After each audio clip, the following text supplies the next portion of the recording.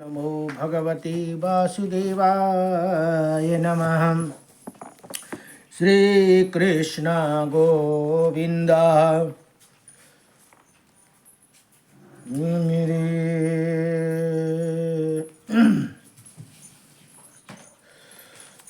मेरे चौखट पे चल के आज चारों धाम आए हैं। मेरे चौखट पे चल के आज चारों धाम आए हैं। बजाओ ढोल स्वागत में मेरे घर राम आए हैं। कथा सबरी की जैसे जुड़ गई मेरी कहानी से। नरों को आज धोने दो चरणों आँखों के पानी से। बहुत खुश है मेरे आंसू कि प्रभु के काम आए हैं। बजाओ ढोल स्वागत में मेरे घर राम आए। तुमको पाके क्या पाया है सृष्टि के कण कण से पूछो। तुमको खोने का क्या दुख है ये कौशल्या के मन से पूछो। द्वार पे ये अभागे आज इनके भाग जागे है। बड़ी लंबी इंतजार हुई रघुबर तुम्हारी तब आई है सवारी।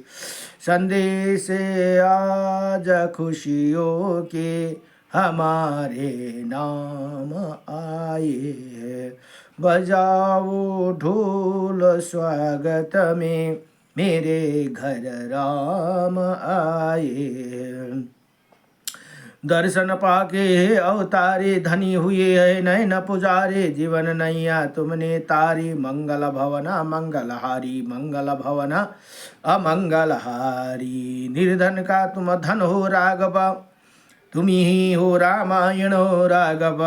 सब दुख हरणा अवध बिहारी। मंगल भवन अमंगलहारी मंगल भवन अमंगलहारी। चरणों की धूली ले लो मैं मेरे भगवान आए हैं।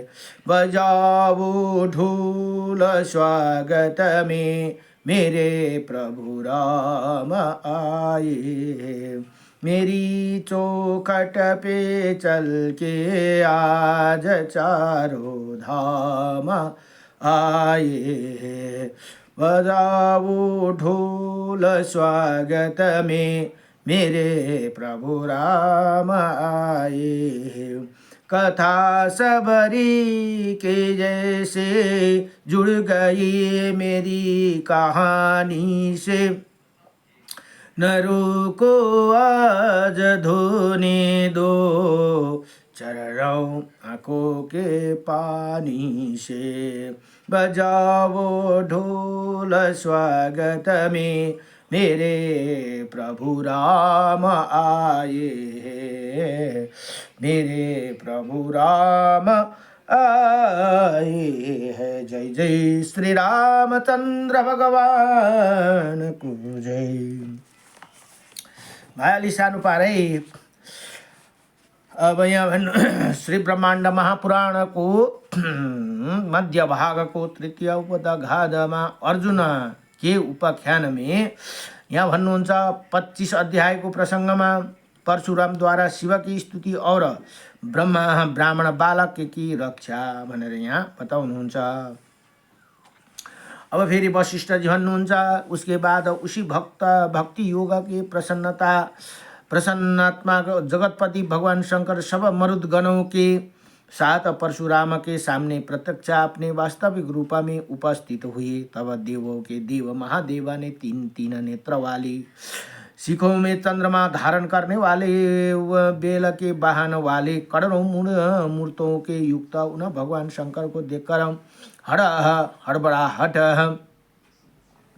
के साथ उठकर हर्ष से व्याकुल नेत्र में परशुराम ने भूमि पर सिर रखकर भक्तिपूर्वक भगवान शिव को प्रणाम किया तथा परशुराम ने उन्हें देवेश्वर भगवान शिव को अनेकों बार उठाकर सिर से प्रणाम किया और हाथ जोड़कर प्रणाम करते हुए राम ने कहा, हे जगतपति शंकर को प्रसन्न कर लिया। राम ने कहा कि हे देवों के देव, हे परमेश्वर आपको नमस्कार है, हे संसार के स्वामी आपको हे त्रिपुरासुर राक्षस के अंत करने वाला आपको नमस्कार है। समस्त प्रपंच के अध्यक्ष हे भक्त वत्सल शंकर आपको नमस्कार है। हे सब भूतों के स्वामी सब प्राणियों के पैदा करने वाला वृषभ की ध्वजा वाले शिवा आपको नमस्कार है। हे सकलधारी हे सब पर करुणा करने वाला आपको नमस्कार है। हे सर्व समस्त कलाओं के आवास के नीलो लोहित आपको हो नमन है। ये समस्त देवों का शत्रु समूह का नाश करने वाले शूल धारण करने वाले आपको नमस्कार है। ये नरमुंडल धारण करने वाला आपको नमस्कार है। सभी लोगों को पालन करने वाला आपको नमस्कार है। ये नित्य शमशान में रहने वाला आपको नमस्कार है। हे कैलाशवासी ही आपको नमस्कार है। हे पास धारण करने वाला भनेर यहाँ परशुरामजीले बडो दिव्यसँगले प्रार्थना गर्नुहुन्छ। हे कालकूट नामका प्राणनाशक श्री विषको खाने पीने वाला आपको नमस्कार है। हे विभो ऐश्वर्य में देवों का वंदनीय तथा संसार को पैदा करने वाला स्वयंभू आपको नमस्कार है। समस्त संसार के प्राणी के कर्मों के साक्षात देखने वाले शंभु आपको नमस्कार है। हे मस्तक पर गंगा नदी फेन और अर्धचंद्र को धारण करने वाला आपको हो नमस्कार है। हे महान सर्पराज के हार को धारण करने वाला परमात्मा शिवा आपको नमस्कार है। हे भस्म के ढके हुए शरीर वाले हे सूर्य अग्नि और चंद्रमा तीन नेत्रों को धारण करने वाली आपको नमस्कार है। हे अंधकासुर को मर्दन करने वाला कपदी आपको नमस्कार है। हे त्रिपुरासुर का नाश करने वाला हे दक्ष यज्ञ का विध्वंस करने वाला हे केसर द्रव्य से लिप्त पार्वती के कुचल कलशों से महान हृदय को हृदय में रखने वाले आपको नमस्कार है। हे सम्मान जन संभव परंतु योगियों द्वारा ध्यान करने योग्य स्वरूप वाली तथा अचिंतनीय तेज वाले शिव आपको नमस्कार है। हे महान महादेव चर्म वस्त्र धारण करने वाले आपको नमस्कार है भनेर यहाँ बडो दिव्यसँगले प्रार्थना गर्नुहुन्छ। हे अपने भक्तों के हृदय कमल के मध्यम वर्तमान रहने वाला आपको नमस्कार। समस्त अगम शास्त्रों के सिद्धांतों के सारूप पर आपको नमस्कार है। हे समस्त योगींद्रों के बोध करने के लिए अमृता तत्व समस्त संसार के व्याप्त महिमा वाले परमात्मा शंकर आपको नमस्कार है। हे सबके संहार करने वाला सर्व ही शांत विश्व रूपी ही ब्रह्मा आपको नमस्कार है, जिनका आदि मध्य और अंत नहीं है तथा जो सदा रहने वाला परंतु अव्यक्त न दिखाई देने वाला ऐसे महादेवा आपको नमस्कार है। हे देवा देवताओं के असुरों के मस्तकों में लगी हुई पुष्पों के अर्चित पैर वाले आपको नमस्कार है। हे श्री कंठा में संसार को धारण करने वाला है, संसार को बनाने वाला आपको नमस्कार है। हे व्यक्त अव्यक्त स्वरूप वाले ही स्थूल और सूक्ष्म आत्मा वाले आपको नमस्कार है। वेदांत वेद विश्व ज्ञान रूपी आपको नमस्कार है। हे रजोगुण आत्मा वाले हे विश्व के सृष्टि करने वाला हिरण्यगर्भ रूप संसार के प्राणी को दुख हरने वाले हे संसार के आदि शिवा आपको नमस्कार है। विश्व की आत्मा संसार के स्थिति संबंधी समस्त कार्य करने वाला सत्व और विज्ञान रूप वाले को परंतु आपका आत्मा में प्रत्यक्ष रहने वाला आपको नमस्कार है भनेर यहाँ प्रार्थना गर्नुभयो। अब हे संसार का संहार करने वाला तमो गुण के विकार आपको नमस्कार है। कल्प के अंत में रुद्र रूप धारण करने वाला पर अपार और अपार अपार और अपार को जानने वाला आपको नमस्कार है, जिनमें कभी विकार नहीं होते, जो न कभी घटते और न बढ़ते हैं, जो नित्य समान रहते हैं, ऐसे स्वतः और असत आत्मा वाले अर्थात जो है और नहीं भी है ऐसे रूप वाले आपको नमस्कार है। ये बुद्धि में बुद्धि का बोध कराने वाले बुद्धिन्द्रिय विकार वाले शिव आपको नमस्कार है। जो वसु आदित्य और मरुद्गण साध्य रुद्र और अश्वभेद से जो माया है से भिन्न मत वाले देवता उनको नमस्कार है, जिनमें कोई विकार नहीं होते, अनजानम नित्य सूक्ष्म और अनुपम है, जिनके सदा निर्मल हृदय वाले योगी भी नहीं जानते ऐसे आपको नमस्कार है। कठिनाई से जानने योग्य आपको ब्रह्मा आदि भी सम्यक प्रकार से जानकर निश्चय संसार में भ्रमण करते, फिर चिर काल का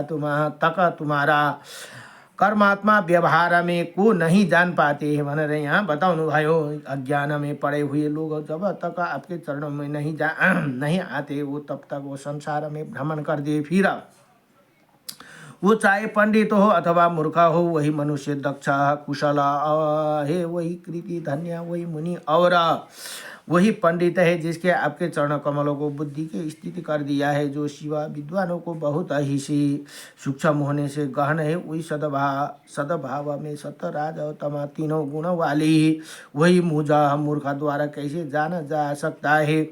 हे राम ने कहा कि हे शिवा, आपकी महिमा को ना शब्द को पुकार जा सकता है, ना इंद्रियों को समझा सोचा सुना हुआ दो देखा चखा अथवा सूंघा जा सकता है। इसी समय ऐसे आपकी जड़मती स्तुति के कैसे कर सकता हूँ।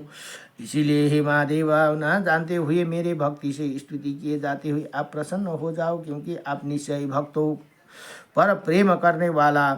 यहाँ में वैज्ञानिक रहस्य का प्रकाश डाला गया है कि वो रजोगुण का उदर का होते हैं तब सृष्टि की रचना होती है, हे तथा सृष्टि का पालन सतगुण को अधिकता होने पर होते हैं, तथा जब तम गुण की अधिकता होती है तब समस्त सृष्टि का विनाश तीनों की समय अवश्य प्रलय का स्वरूप है। असत सृष्टि काल में जब सतो और रज का दबा कर तमो गुण की अधिकता हो जाती है तब प्रलय हो जाते हैं। फिर अपनी प्रलय काल में तीनों गुण समान रहते हैं। यहाँ तीनों का कर्ता शिव को माना गया है भनेर यहाँ बताउनु भयो।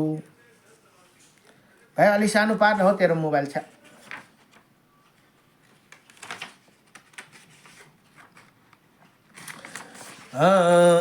इसी प्रकार परशुराम ने शंकर जी को स्तुति का। अब वशिष्ठ जी भन्नुहुन्छ, इसी के बाद हे राजन, इसी प्रकार जब भक्ति पूर्वक परशुराम ने शंकर की स्तुति की, तब शंकर जी ने मेघ के समान गंभीर वाणी से हंसते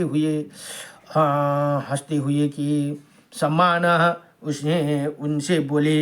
हे भगवान शिव ने कहा कि हे परशुराम, आपने तुम्हारे ऐश्वर्य की शालीनता प्रसन्नीय है। तुम्हें इतने सूर होते हुए भी शालीन हो अतः मैं प्रसन्न हूँ, तथा यही नहीं विशेष तुम्हारी तपस्या तुम्हारी भक्ति और स्तुति से भी प्रसन्न हूँ। इसीलिए हे राम, जिसका तुम अपने मन से चाहते हो ऐसे वर का वरण करो, अर्थात मनवांछित वर मागो। मैं तुम्हें तुम जितने भी वर मागोगे समस्त वर दूंगा भनेर अब भगवान बडो प्रसन्न भएर भगवान शिव प्रसन्न भएर भन्नुहुन्छ परशुरामजीलाई। वशिष्ठजी ऋषि बताउनुहुन्छ, हे राजन भनेर समयुलाई। जब भगवान शंकर ने ऐसे कहा तब भृगुकुल द्रव्य परशुराम ने उनको प्रणाम करके अपने दोनों हाथ जोड़कर यह कहा, हे देव, यदि आप प्रसन्न है तो तथा यदि मैं वर देने का योग्य हूँ तो मैं आपसे समस्त अस्त्रों को चाहता हूँ भनेर यहाँ जति तपाईँकोमा अस्त्र छन् त्यो अस्त्र मलाई प्रदान गर्नुहोस् भनेर यहाँ बताउनु भयो। अस्त्र शस्त्र और शास्त्र ज्ञान को कोई भी मुझसे अधिक ना होए तथा हे भगवान, आपकी कृपा से तीनों लोक में मुझे जीतने वाले कोई व्यक्ति ना हो भनेर यहाँ यस्तो खालको वरदान माग्नु भयो रे।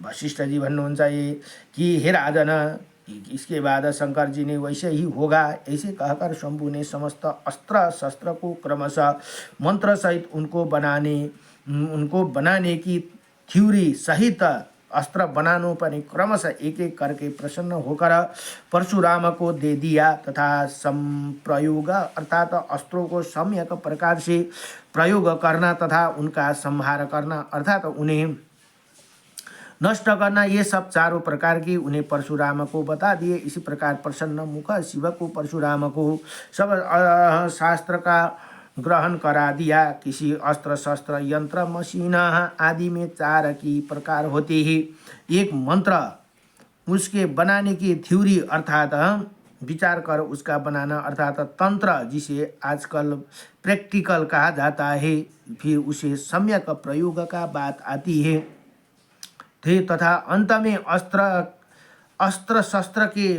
विनाश की बात आती है, क्योंकि जिस अस्त्र शस्त्र से विनाश किया जा सकता है उसको नष्ट करने की कला भी जाननी चाहिए तथा तभी कल्याण है, अन्यथा संसार नष्ट हो जाएगा भनेर यहाँ बताउनु भयो।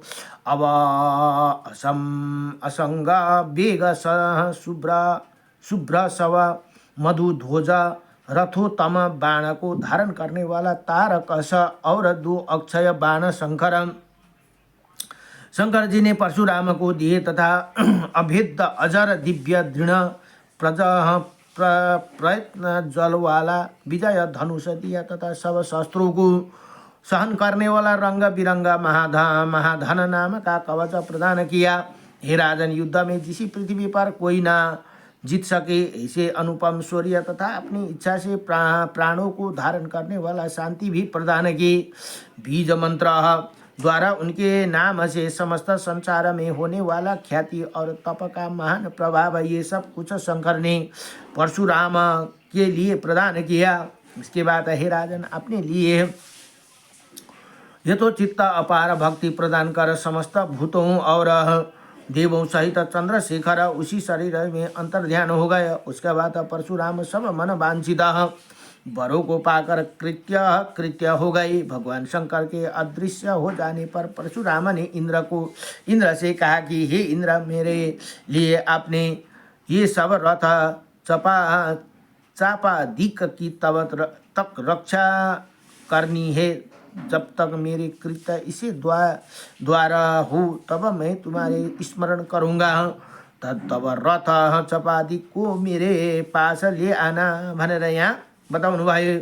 वशिष्ठ जी भन्नुहुन्छ, हे राजन, ऐसे ही होगा। ये कहकर जब इंद्र चले गए तब मोहदर इंद्र के चले जाने पर कृत हुए भृगु श्रेष्ठ परशुराम ने अपनी गुरुजन को, दादा दादी पिता आदि को देखने की इच्छा प्रकट की। तब इसके बाद जाते हुए भावी कर्म से प्रेरित होनहार के कारण उन्होंने हिमालय के गहन वन में प्रवेश किया। वहाँ उन्होंने सिंह द्वारा पीछा किया जाते हुए प्राण बचाने के लिए भय के कांपते हुए एक ब्राह्मण के पुत्र को देखा। ये देखकर उस बच्चों ने प्राण बचाने के लिए व्याकुल उनका हृदय कांपने लगा। तब उन्होंने उस व्याघ्र से उच्च स्वर से कहा कि ठहरो ठहरो। तब बहुत से वेग उसी सिंह का पीछे करके भृगु श्रेष्ठ परशुराम ने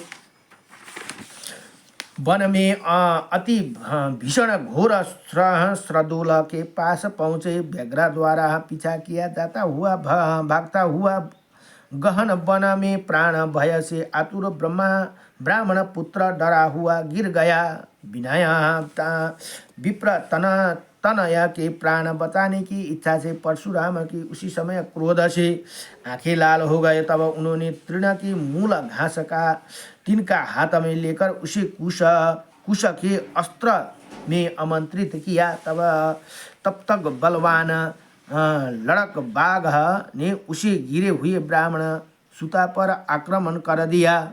देखकर वो शिशु चिल्लाने लगा कि कांपते हुए बहुत अधिकतर रोने लगा। नाखूनों से न अंकुरों से आक्रमण करते हुए व्याघ्र को परशुराम ने अस्त्र की अग्नि से जलाकर मार दिया तथा जिसे शरीर पर अभी घाव नहीं हुए थे ऐसे उसी द्विज को मुक्ति कर दिया। वही ब्रह्मा अग्नि वो ब्रह्मा अग्नि अस्त्र से जले हुए शरीर वाला पापात्मा आकाश के गंधर्व ये शरीर को धारण करके आदर सहित परशुराम से बोले। वो बोले कि हे परशुराम, एक ब्राह्मण के श्राप से पूर्व काल में मैं भेड़िया बन गया था। अब मैं आपको द्वारा शाप से मुक्त होकर स्वर्ग को जा रहा हूँ। ऐसे कहकर वो उसे चले जाने पर आश्चर्यचकित परशुराम वेग से गिरे हुए द्विज पुत्र को पास गए और वो उसे अपनी कृपा से उपकृत किया तथा कहा कि हे पुत्र, तुम डरो मत। इसी प्रकार बोलते हुए उसी ब्रह्मपुत्र को पास पहुँचे और फिर उन्हें उसी विप्र शिशु को अंगों के शीघ्र पुनरुज्जीवित किया। परशुराम द्वारा उठाए गए उसी विप्र शिशु ने तब आंखें खोलकर देखते हुए आगे भृगु श्रेष्ठ परशुराम को खड़े हुए देखा कि जलकर राखा हुए श्रद्धूल को देखकर उसी शिशु को आश्चर्य हुआ। तब भय रहित होकर उन्होंने कहा कि आप कौन हो और कहाँ से यहाँ आए हो, अथवा किसी द्वारा अर्थात किसी कारण से मुझे मारने के उदात सिंह को आपने भस्मसात किया गया तथा वो भीषण आकार वाले भेड़िया साक्षात दूसरी ही मृत्यु के समान था। हे महाबुद्धिमान, अब अभी भी भय से मेरा मन विचलित हो रहा है।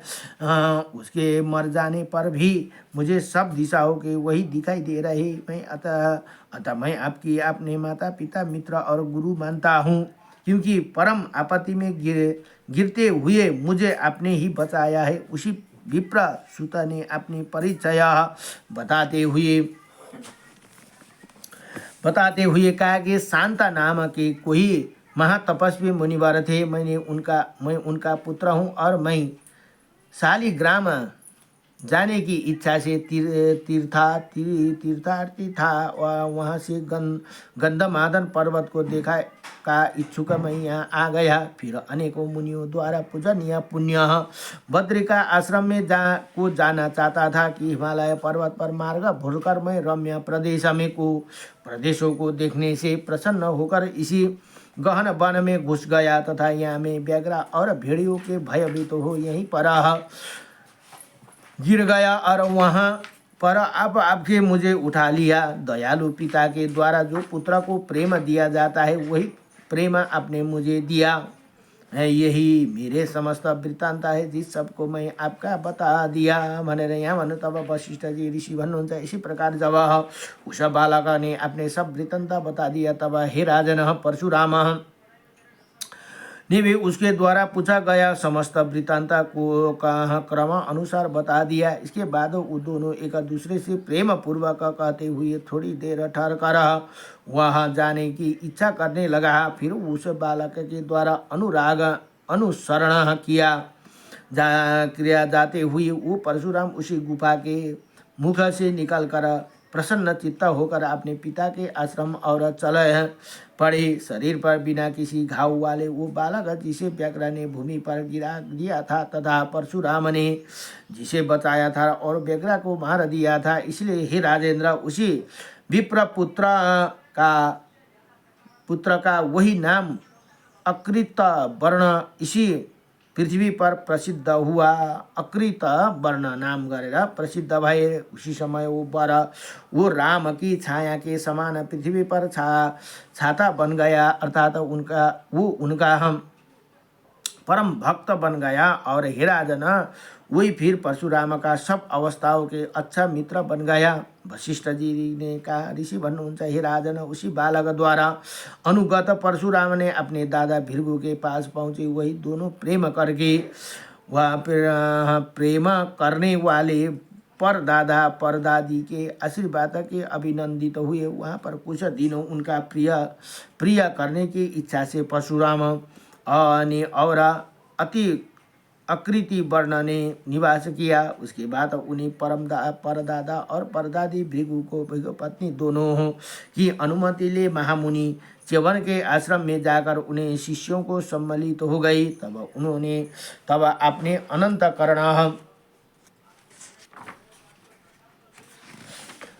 हाँ, अनंतकरण मन को वश में करने वाला शांत चित्त वाले च्यवन ऋषि तथा उनके पत्नी सुकन्या।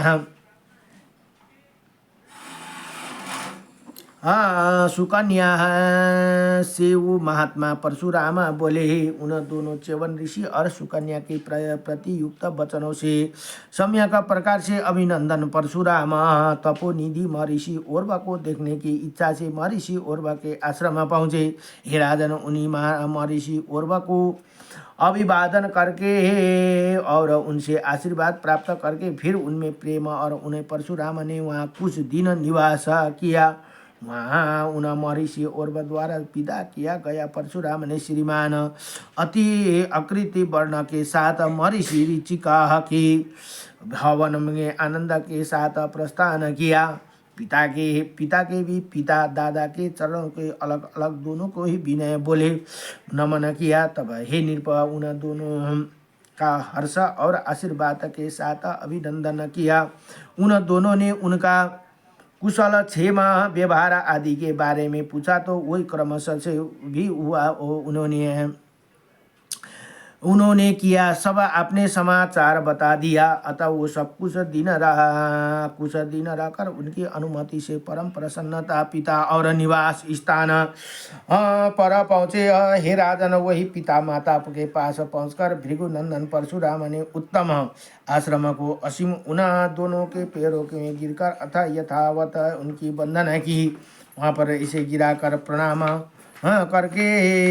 करने के लिए झुके हुए परशुराम को सदा उठाकर तथा उन्हें छाती से लगाकर खुशी के कारण आए हुए आंसू से प्रसन्न होकर उनका परिसिंचन किया तथा आशीर्वाद से अभिनंदन करके गोद में बैठाकर बार बार मुख और देखते हुए उनको अंगों को छूकर आनंद प्राप्त किया। उन दोनों ने परशुराम से पूछा कि इतनी समय की बिताई पुत्र, इतने दिन तक क्या किया, अथवा तुम्हारे साथ ये कौन तथा तुम कहाँ थे, तुम कैसे तुम यहाँ हमारे पास आ गए। यहाँ सब पुत्र सही हम लोगों को बताओ, मैंने यहाँ बताउनु भयो।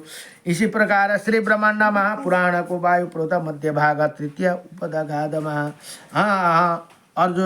अर्जुन उपाख्यान में परशुराम द्वारा शिव की स्तुति का वर्णन र ब्रह्म बालक की रक्षा का हिंदी ही अनुवाद में 25 अध्याय संपूर्ण भयो। नमो भगवते वासुदेवाय कृष्णाय वासुदेवाय हरे परमात्मने नमः प्रेषदासाय गोविंदाय नमो नमः सचिदानंद रूपाय विश्वोत्पत्ति हेतुवित्राय विनाशाय श्री कृष्णाय वयं नमः। ओम नमो भगवते वासुदेवाय।